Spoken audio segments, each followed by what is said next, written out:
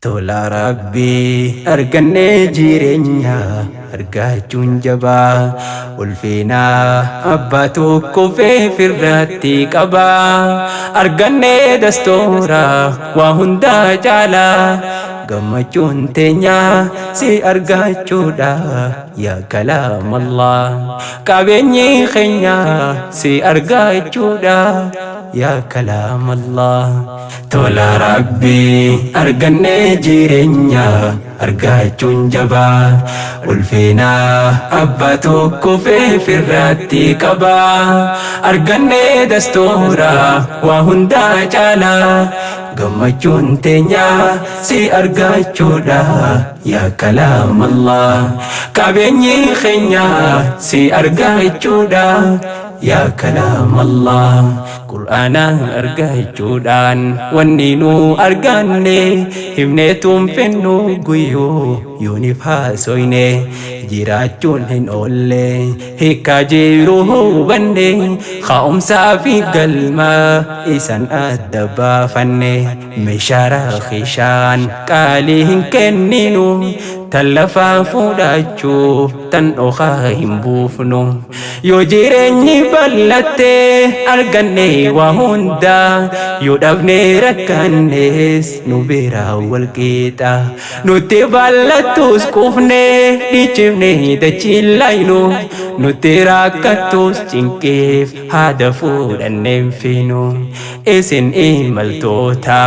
jireenyatti yaatanii gaddisa mukaa mana keessa hini kan ja'ee furqaani isin imaltoota jireenyatti yaatanii gaddisa mukaa mana keessa hini kan ja'ee furqaani ara qalbiin uflate jeche rabbi qur'aanni Tola Rabbi arganne jireenya argachuun jabaa ulfina abbaa tokko firratti qaba arganne dastoora waa hunda caalaa gammachuun teenya si argachuudha yaa kalaam Allah qabeenyi keenya si argachuudha yaa kalaam Allah addunyaa tanaaf dhaloonni barbaachisu dhaloota qur'aanaan addunyaa nurraa ibsu dinqarrifoon qabee shahwaaf shubhaa dheeysu warra hin hayyamne garbi duuba faallisu zamaanul akhir jirra kan fitnaan bayyaatte ati sunnaa hordofnaan duubatti faaja'amte beekamaatu guute feemasaa sammuun qullaa dhaloota bollattoofa ifi seene bolla dhaloonni lakkaman arraa kan hidhannoo hin qabne oomisha isaaniiti isaanii sammuu caane yaa dhaloota qur'aanaa jabaadhu dura deemi guyyaa boru akhiraa inna jaabahami illa man ata Allah بقلب سليم يا دلوت قرآنا جبات لدور الدمي ويا بورو آخرا إن جابها إلا من أتى الله بقلب سليم إلا من أتى الله بقلب سليم Tola Rabbi arganne jireenya argachuun jabaa ulfina abbaa tokko firratti qaba arganne dastoora waa hunda caalaa gammachuun teenya si argachuudha yaa kalaam Allah qabeenyi keenya si argachuudha yaa kalaam Allah yaa abbootii teenya ifa dachi ibse ifa onni qabnu warra nu qabsiise daggalaa nurraa ciire daandii nutti garsiise isintu caayaa ambiyyoota tiise ulamaa irraa gaggaase hundumti ustaadota galataa keessan ibsuuf jechaatu na hanqata imala daandii haqaa imaltoota xiqqaata fo'ummaa hin sodaanne dhuftanii tattaafata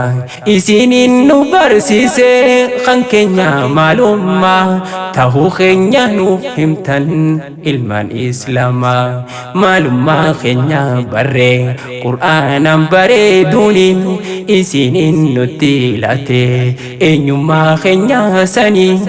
aduu qur'aana baftanii isiniin nutti laate eenyummaa keenya sanii aduu qur'aana baftanii galatoomin sin ja'a ati markazu tawbaa barsiiftee arraan keeyse kalaama rabbii jabaa urjii qur'aana baaftee dhiheeysiteef eeybaa urjii qur'aana baaftee dhiheeysiteef eeybaa urjii qur'aana baaftee dhiheeysiteef eeybaa tola rabbii argannee jireenya argachuun jabaa ulfina abbaa tokko firratti qabaa argannee dastuura waa hundaa caalaa gammachuun teenya si argachuudha yaa kalaamallah qabeenyi keenya si argachuudha yaa kalaamallah tola rabbii argannee jireenya argachuun jabaa ulfina abbaa tokko firratti qabaa argannee dastuura waa hundaa caalaa gammachuun teenya si argachuudha yaa kalaamallah qabeenyi keenya si argachuudha yaa kalaamallah